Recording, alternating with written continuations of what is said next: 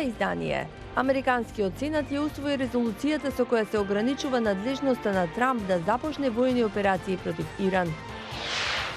Ако СДСМ сака разговори со ДПА, треба јасно да покаже дека не ги планира дуи во власта, вели лидерот на ДПА Мендух Тачи во разговор за Гласот на Америка. Ако коронавирусот стигне до Северна Кореја, експертите предупредуваат на хуманитарна катастрофа. Останете со нас.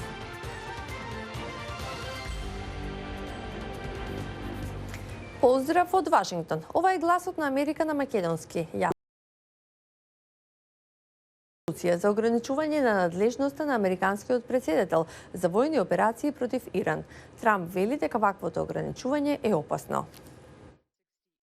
Неколку американски републикански сенатори им се придружија на демократите во усвојувањето на резолуцијата со која се ограничува надлежноста на Трамп да ја употреби вооружените сили на САД против Иран, освен ако такви дејства не одобри Конгресот. Се очекува Трамп да стави вето на мерката, тврдејќи дека би било опасно да се ограничи неговата воена моќ. Тоа што Трамп нареди убиство на иранскиот генерал Солејмани со беспилотно летело минатиот месец на аеродромот во Багдад, отвори дебата за улогата на Конгресот во надгледувањето на надлежноста на претседателот за управување со војни операции во странство.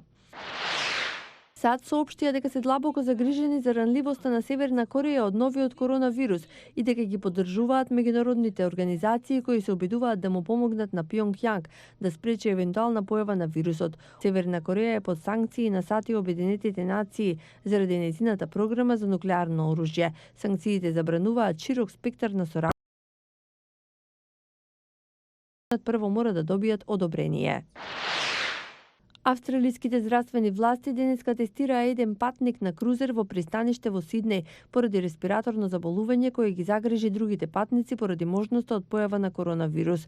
Официјални представници изјавија дека резултатите од тестот се очекуваат подосна денеска.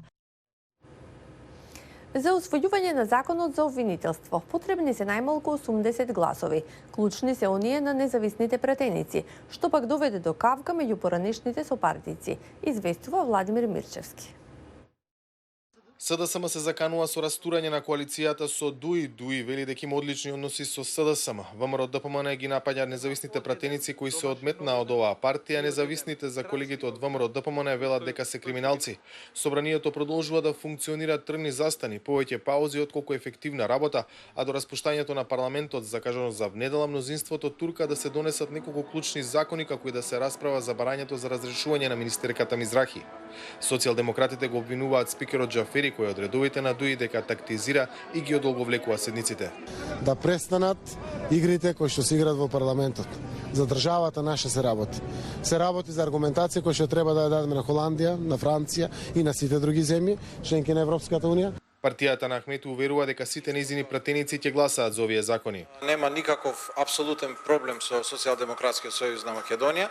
Договорени сме, заедно пристапивме на оваа коалиција. ДУИ апсолутно го поддржува законот за јавното обвинителство. Тоа што ми е соопштено од коалициониот партнер ДУИ, тие настојуваат и ова законско решение да биде донесено пред распуштање, што значи нема расипување на односите со ДУИ, ако ова како што е соопштено е така. За усвојување на законот за обвинителство потребни се најмалку 80 гласови, клучни се оние на независните пратеници, што пак доведе до кавга меѓу поранешните сопартици.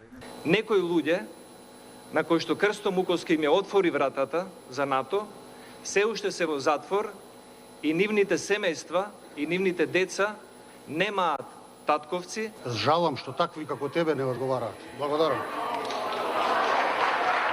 Освен законот за јавно обвинителство, треба да се усвојат и законот за одбрана и измените на изборниот законник, а времето до недела е кусо. За Гласот на Америка, од Скопје, Владимир Мирчевски.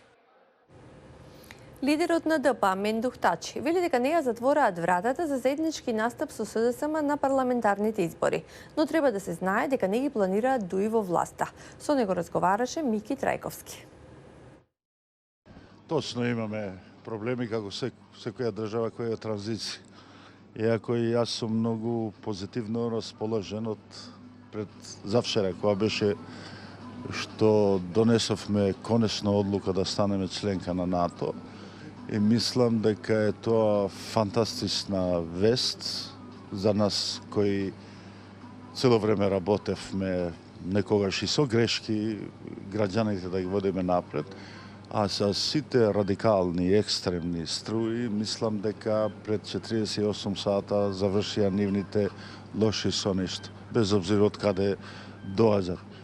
Понатаму више е јасно дека суверенитетот и интегритетот на нашата држава се во вклоп на глобалните сигурносни системи како што е НАТО. За второто прашање, мислам дека од следната недела можеби ќе започнеме разговори со нашиот коалиционен сегашен партнер СДС и ќе видиме. Дали е возможно да настапите заедно коалициски уште на самите избори? Не затварам врата и за такви разговори, но сигурно и оние и ние имаме наши предвидувања за ситуацијата. Мислам дека имаме уште време за тоа да разговараме. Инаку јасно е дека би предпочитале први да разговараме со партиите што сме у коалиција, па после ќе видиме. Која партија ви поблиско од македонскиот блок во моментов, СДСМ или ВМРО? Не може така погрешно ќе се сфати ако одговарам поблиску. Многу е јасно дека председателот на СДС има огромни заслуги за ова што ни се случи. И мислам дека повеќе можности поотворено можеме да разговараме за одредени проблеми што ги имаме. Господин Дачи, дали ДПА ќе го поддржи новиот закон за јавно обвинителство? Да. Немаме тука, се договоривме дека ќе го поддржиш. Уште едно прашање, дали е возможна коалиција помеѓу албанските партии кои во моментов се наоѓаат во опозиција? Не верувам дека ќе има можности за такви коалиции. Наш опонент, кој ние сакаме да го победиме и да ги однесеме во опозиција, се ДУИ. Мислам дека е ненормално една политичка партија повише од 15-16 години да биде на власт, тој ќе им годи и на нив. Политичката битка на следните избори помеѓу албанската партија ќе биде, верувам, помеѓу ДУИ и ДПА. И верувам дека ДПА овој пат ќе ги победи ДУИ, а знаете дека и ние не е услов, како да кажувам, мислење имаме дека ако и СДС сакат да почнуваат сериозни разговори со нас, треба и да имат јасни пораки дека не планират ДУИ да ги имат више во власта. А сега за Свети Валентин, кој некогаш се сметеше само за празник на влюбените. Но денес овој ден се слави и како ден на љубовта кон семејството, пријателите, колегите и целата заедница. Златица Хоук јавува како изгледа февруари во Америка. Свети Валентин со години важеше за ден кога младите луѓе се искажуваа љубов со цвеќиња, посвети и чоколада. Меѓутоа, доказ дека љубовта може да се случи на секоја возраст е овој пар од Флорида. Джеки и Ли Адлсон се запознале на интернет пред 8 години, откако починале нивните долгогодишни партнери. Се заљубиле на прв поглед. Прв пат го запознав незиното семејство во домот на ќерка и Лори. Иако беше многу рано, кажав дека сум заљубен во нејзината мајка. Таа не можеше да поверува. Честитки со разни посвети се испраќаат на членови на семејства, колеги и на сите други што заслужуваат да знаат дека се сакани. Вилијам Вајт е 104 годишен ветеран кој бил одликуван со орден за храброст во Втората светска војна.